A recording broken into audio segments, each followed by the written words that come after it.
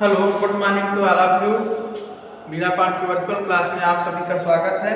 तो चलिए, सरल रेखा के कुछ फार्मूलों के बारे में हम इससे पहले वाले वीडियो में डिस्कस कर चुके थे। तो अब हम उसके क्वेश्चनों के बारे में डिस्कस करेंगे जो कि आपके एग्जाम के लिए बहुत ही महत्वपूर्ण है। सिलेबस आपका जो है इन्हीं वीडियो में छिपा हुआ है। जो एग्जाम में क्वेश्चन हैं वो इन्हीं वीडियो के माध्यम से ही बताए जा रहे हैं। तो आप इन वीडियो को बहुत ध्यान से देखिएगा। और क्वेश्चन नंबर फर्स्ट है, सरल रेखा का पहला क्वेश्चन है कि बिंदुओं हमको दिए गए हैं 81 का होल स्क्वायर, 81 का स्क्वायर, ये बिंदु दिए गए हैं। ठीक, बिंदुओं हम मान लेते हैं कि ये बिंदु ए है 81 का स्क्वायर और 281 एवं दूसरा बिंदु है 82 का स्क्वायर, 82 का स्क्वायर 282 के बीच की दूरी ज्ञात करना। बीच की दूरी, और बीच की दूरी का हम सूत्र बता चुके हैं आप लोगों को। तो बीच की दूरी का सूत्र होता है, इसको हम b मान लेते हैं। तो हो जाएगा दो बिंदुओं के बीच का दूरी का सूत्र, अर्थात हम कह सकते हैं कि AB रेखा बनेगी दो बिंदुओं को मिलाने पर, उसकी बीच की दूरी का सूत्र ये x1 ये y1, इसे x2 और ये y2 हो जाएगा। तो x1 माइनस x2 का होल स्क्वायर और प्लस y1 माइनस y2 का होल स्क्वायर। बस x1 और y1 की वैल्यू रख दो, आ जाएगा। तो x1 का मतलब हो गया 8t1 का स्क्वायर माइनस 8t2 का स्क्वायर का होल स्क्वायर प्लस y1 का मतलब 281 माइनस 282 का होल स्क्वायर, ये हो जाते हैं। तो इस प्रकार से अगर हम इन्हें और सॉल्व करना चाहें तो कर सकते हैं, ब्रैकेट खोल दो।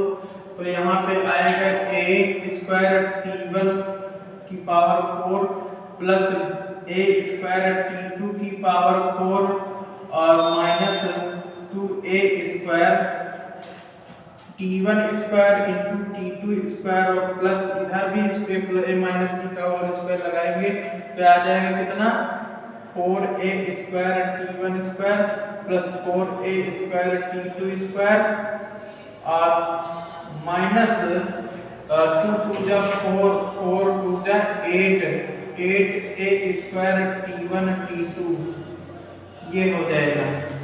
अब इसमें से अगर कुछ कॉमन हो तो कॉमन ले लो, अगर कट रहा हो तो काट दो, लेकिन यहाँ पे कुछ कटने वाला नहीं, सिर्फ a स्क्वायर कॉमन है और वो बाहर आएगा तो a हो जाएगा, अंदर बचेगा t1 की पावर 4 प्लस t2 की power 4 minus 2 t1 square t2 square और यहाँ से आएगा कितना 4 कॉमन है, a बाहर ही चला गया तो 4t1 square plus 4t2 square minus 8t1 t2। और इससे ज़्यादा कुछ सॉल्व हो नहीं पाएगा, ज़्यादा से ज़्यादा से कॉमन होकर के a माइनस b का होल स्क्वायर फिर से बन जाएगा। तो यही है इन दोनों बिंदुओं के बीच की दूरी। इसको हम एक काम और कर सकते हैं कि होल स्क्वायर कर दे तो a भी स्क्वायर हो जाएगा, लेकिन उससे कोई मतलब नहीं। तो इन दो बिंदुओं के बीच की दूरी का सूत्र हमने लगाया, बस उसमें x1 y1 x2 y2 का मान रख दिया, बस उसको सॉल्व कर दिया, जितना सॉल्व हो पाया वही इसका आंसर हो जाएगा। इस प्रकार से दो बिंदुओं के बीच की दूरी हम निकाल सकते हैं। तो इसी क्रम में अगला क्वेश्चन हम कहें तो यदि बिंदु x,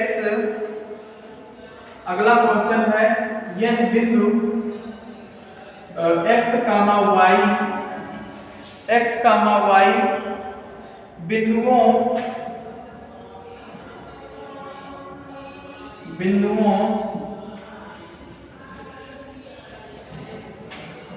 a plus b comma b minus a तथा दूसरा बिंदु है a माइनस b और a प्लस b से समदूरस्थ है तो सिद्ध कीजिए कि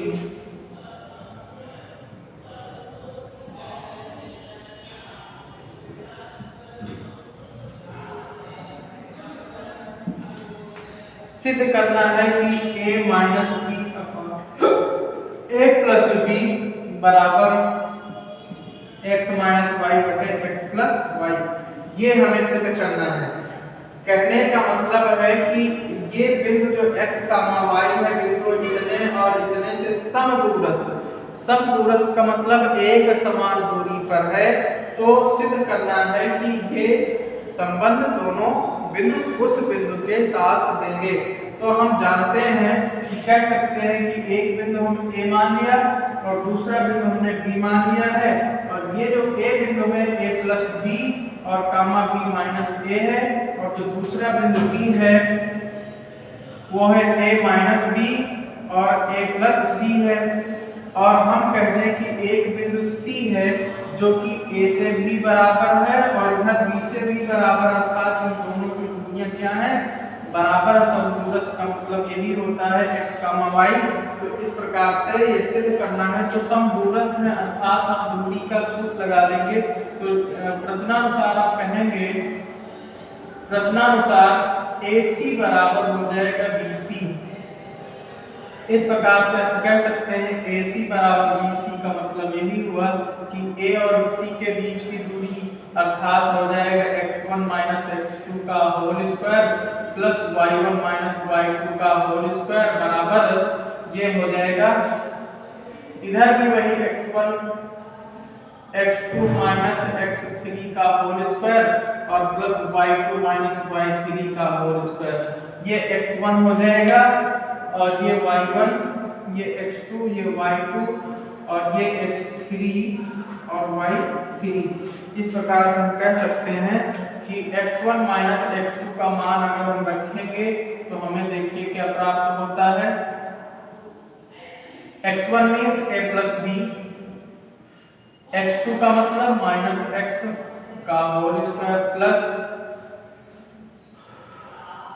y1 का मतलब हो गया b माइनस a और माइनस y2 का मान है y का होल स्क्वायर बराबर, इधर जब हम रखेंगे तो आएगा कितना, ये इधर नहीं आएगा तो इसलिए हम नीचे कर देते हैं इसको। ये x2 का मान कितना है, x है, और x3 का मान माइनस a प्लस b हो जाएगा का होल स्क्वायर प्लस y2 का मान y है और y3 का मान है माइनस a माइनस b का होल स्क्वायर। हम दोनों तरफ वर्ग कर देते हैं, वर्ग करेंगे, ठीक, दोनों तरफ वर्ग करेंगे तो हमें वर्गमूल हट जाते हैं, अर्थात a प्लस b का होल स्क्वायर माइनस x का होल स्क्वायर और plus b minus a minus y का होल स्क्वायर और बराबर ये हो जाएगा x minus a minus b का होल स्क्वायर और प्लस ये हो जाएगा y minus a plus b का होल स्क्वायर। ऐसे हो जाएगा तो a प्लस b का होल स्क्वायर खोल देंगे और साफ कर लेंगे तो इतना आ जाएगा, नोट कर लो। तो आगे करते हैं।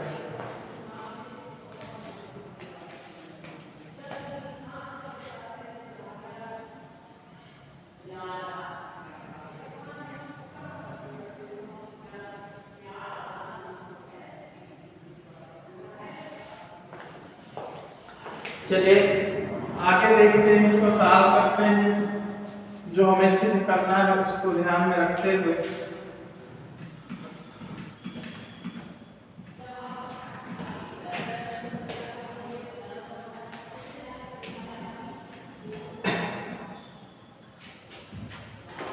देखो हम क्या करेंगे, a प्लस बी का होल स्क्वायर लगाएंगे तो a प्लस बी का whole square plus X square minus 2x a plus B आ जाएगा, a माइनस बी का होल स्क्वायर, और इसमें लगाएंगे तो ये हो जाएगा प्लस b माइनस a का whole square plus y square minus 2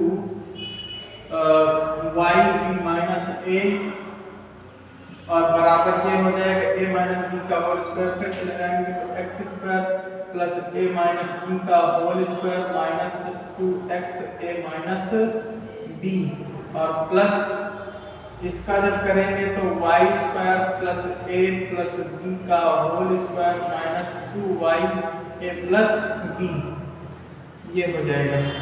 यहाँ से Y square X square cut जाते हैं, ठीक। यहाँ पर देखते हैं तो A square A plus B का whole square A plus B का whole square A minus B का होल स्क्वायर और ए माइनस बी का होल स्क्वायर। बी माइनस ए है तो माइनस कॉमन लेंगे तो ए माइनस बी हो जाएगा, क्योंकि स्क्वायर है तो स्क्वायर में माइनस प्लस आगे पीछे किया जा सकता है क्योंकि वो प्लस ही आता है। तो इधर क्या बचा हुआ है, माइनस 2x ए प्लस बी और माइनस 2y बी माइनस ए, और इधर क्या बचा माइनस 2x ए माइनस बी और इधर बचा है माइनस 2y ए प्लस बी। 2 से 2 सब कट जाएंगे, माइनस माइनस माइनस माइनस सब प्लस हो जाते हैं, अर्थात आ जाएगा कितना x ए प्लस एक्स बी, या फिर एक्स अभी कॉमन ही रहने देते हैं, ए प्लस बी और ये हो जाएगा प्लस का वाई बी माइनस ए। उसके बाद इधर आता है एक्स बराबर ए माइनस बी और ये हो जाएगा प्लस का वाई ए प्लस बी। यहाँ से ए प्लस बी वालों को एक साथ भेज देते हैं तो इसको हम इधर भेज देंगे तो ए प्लस बी कॉमन हो जाएगा, एक्स माइनस वाई बचेगा, और इधर क्या भेज देते हैं इसको भेज देंगे तो यहाँ पे हो जाएगा एक्स ए माइनस बी तो हाई है और ये आएगा इधर तो माइनस होगा लेकिन प्लस हो जाएगा वाई ए माइनस बी अगर कर दे, यानी कि बी से हम माइनस कॉमन ले लेंगे तो ए माइनस बी हो जाएगा, यहाँ माइनस इधर आएगा तो प्लस हो जाएगा। तो इस प्रकार से हम इसे सॉल्व कर सकते हैं। अब हम देखते हैं कठिन कुछ नहीं था, सिर्फ आपको थोड़ा सा केयरफुली सॉल्व करना था। हम देखते हैं कि यहाँ से तो a प्लस बी कॉमन है, x माइनस वाई आ गया, और यहाँ से a माइनस बी कॉमन है तो x प्लस वाई आ जाता है, अर्थात x प्लस वाई को उधर भेज देते हैं तो ये हो जाएगा x माइनस वाई बटे x प्लस वाई और a माइनस बी बटे a प्लस बी, और यही हमें प्रूफ करना था। तो इस तरीके से ये क्वेश्चन सिद्ध हो जाता है। आप इसे नोट कर लें तो हम नेक्स्ट क्वेश्चन पर डिस्कस करते हैं।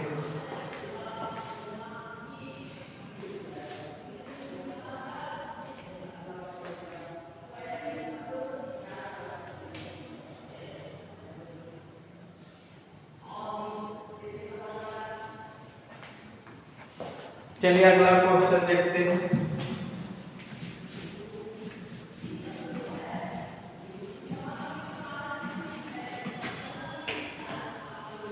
अगला क्वेश्चन है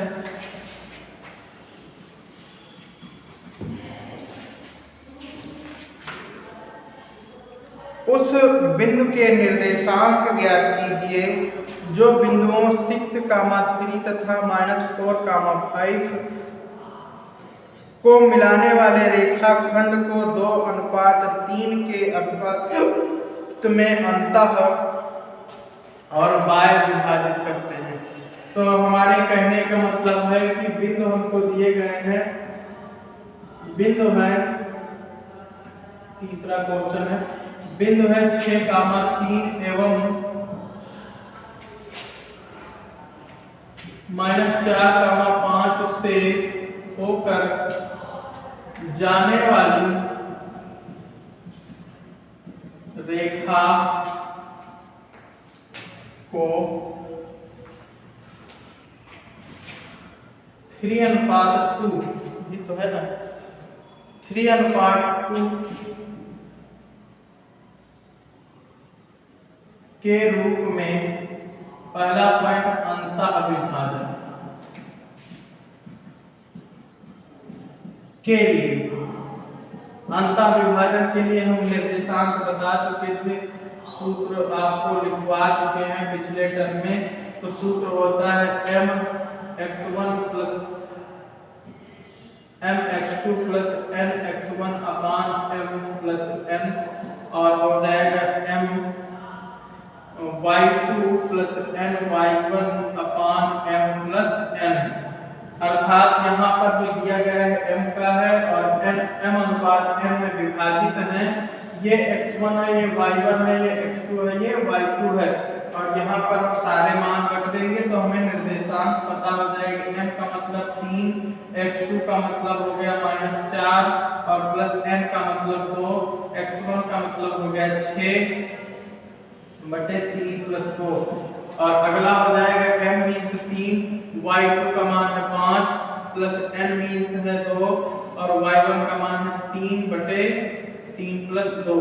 इसको हल कर लेंगे तो हमें मिल जाएगा -12 और 6 दूनी 12 -12 तो ये पूरा हो जाएगा 0, ये 5 से 15, 3 दूनी 6 15 6 21 बटे 5 और ये हो जाएगा अंतः विभाजन का निर्देशांक। सेकंड पॉइंट है बाह्य विभाजन का। बाह्य विभाजन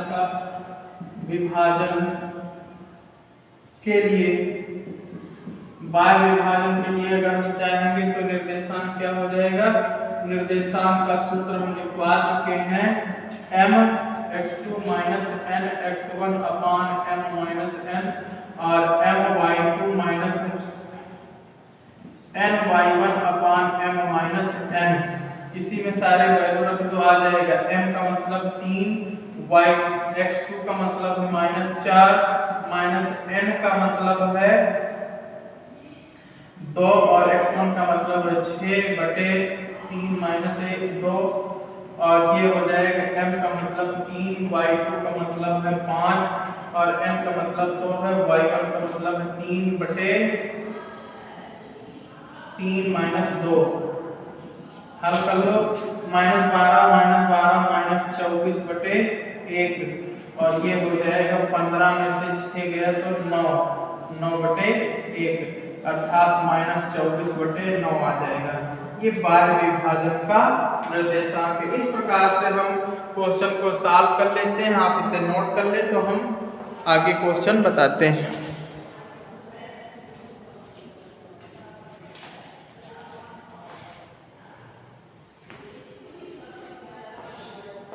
चलिए नेक्स्ट क्वेश्चन पर डिस्कस करें।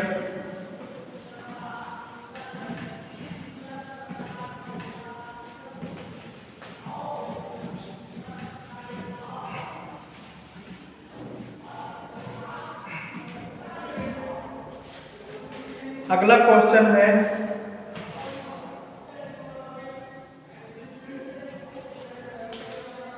नेक्स्ट क्वेश्चन है सिद्ध कीजिए कि बिंदु इतना इतना इतना संरेख है। इतना का मतलब हुआ बिंदु 2, -2 -2 -3, 8 तथा -1, 4 संरेख है। ये हमें सिद्ध करना है तो हम मान लेते हैं x1 y1 है, x2 y2 है और x3 y3 ये बिंदु दिए गए 3 बिंदु के संरेख होने का हम इसे मान लेते हैं a मीन्स 2, -2 और b हो जाएगा -3, 8 और c हो जाएगा -1, 4। ये हम 3 बिंदु मान लिए हैं और तीनों को संरेख दिखाना है।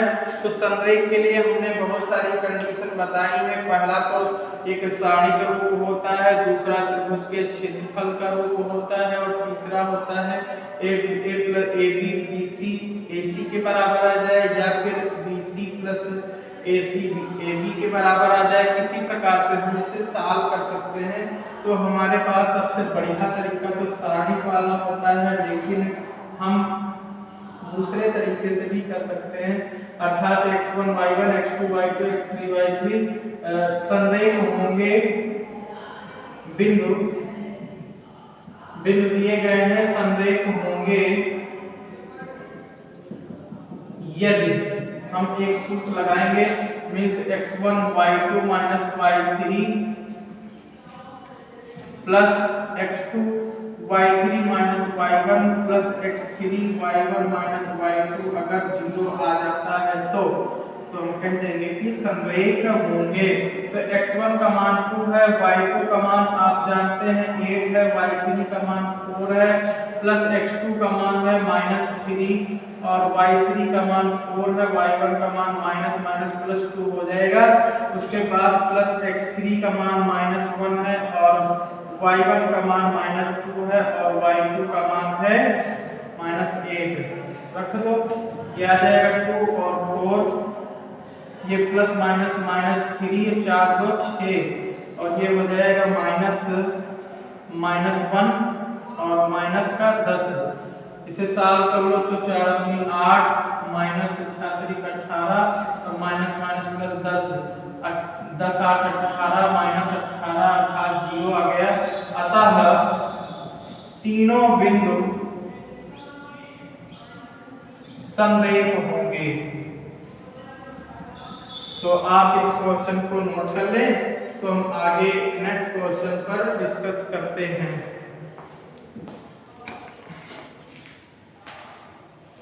ठीक, तो इस तरीके से आप समरेख बिंदुओं को, एक क्वेश्चन हम आपको एक टैबू में दे रहे हैं, बताना है कि बिंदु क्या बिंदु 2, -3, -6 और अगला बिंदु है A, ये B है और C है -1, 7 समरेख होंगे। समरेख है, ये आपको चेक करना है। तो इस तरीके से आज के वीडियो में बस इतना ही, बाकी के क्वेश्चनों पर हम कल डिस्कस करेंगे। तब तक के लिए धन्यवाद। इस चैप्टर के एक्सरसाइज आप लगाते रहिए, उदाहरण लगाते रहिए। ज़्यादातर क्वेश्चन हमारे वीडियो से और उदाहरण से आने की संभावनाएं है, इसलिए हमारे कहने का मतलब आप लोग समझ गए हों। धन्यवाद, आज के लिए बस इतना ही।